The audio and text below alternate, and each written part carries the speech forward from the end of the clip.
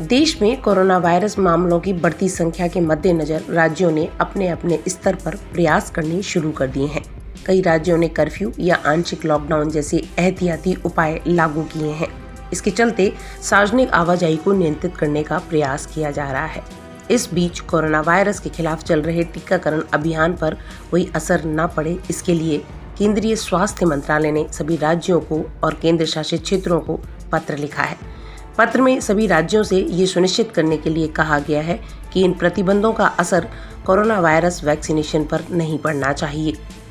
राज्यों को लिखे पत्र में यह सलाह दी गई है कि लॉकडाउन, कर्फ्यू के चलते वैक्सीनेशन की सेवा प्रभावित नहीं होनी चाहिए और इस दौरान वैक्सीन लगवाने वाले लोगों की आवाजाही पर किसी भी तरीके की रोक टोक नहीं होनी चाहिए।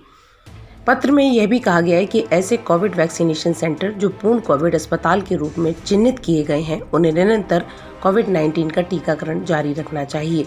इतना ही नहीं, अस्पतालों में जहां पर कोविड-19 के मरीजों का इलाज किया जा रहा है, वहां अलग बिल्डिंग या ब्लॉक में कोरोना वायरस की वैक्सीन दी जानी चाहिए।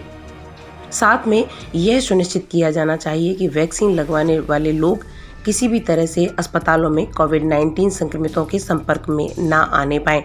बताते चलें कि भारत में कोरोना वायरस की दूसरी लहर के लिए ब्रिटिश, दक्षिण अफ्रीकी और डबल म्यूटेशन वेरिएंट को जिम्मेदार माना जा रहा है। कोरोना के बढ़ते संक्रमण के बीच ICMR और CSIR के वैज्ञानिक यह जानने की कोशिश में लगे हैं कि भारत में इस्तेमाल की जा रही कोवैक्सीन और कोविशील्ड कोरोना के नए वेरिएंट के प्रति कितनी कारगर हैं।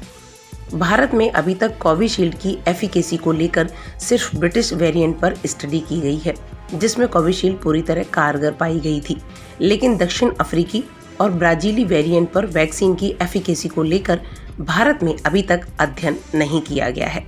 वहीं कोवैक्सीन को लेकर किसी भी वेरिएंट पर कारगरता का अध्ययन नहीं हुआ है, जबकि डबल म्यूटेंट वेरिएंट पर किसी वैक्सीन की कारगरता का फिलहाल अभी अध्ययन नहीं हुआ है।